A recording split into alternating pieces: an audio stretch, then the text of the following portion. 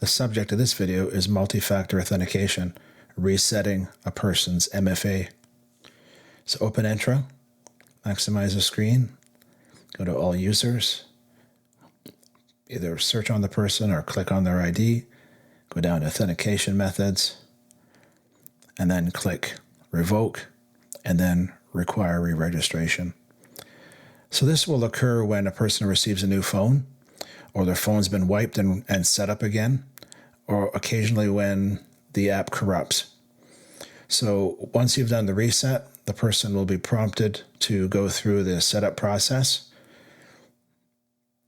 They'll need to scan a code, re-add the account, and it's very straightforward. It takes maybe a minute to go through the process. So I hope you enjoyed the video. Please click like and subscribe. Thanks.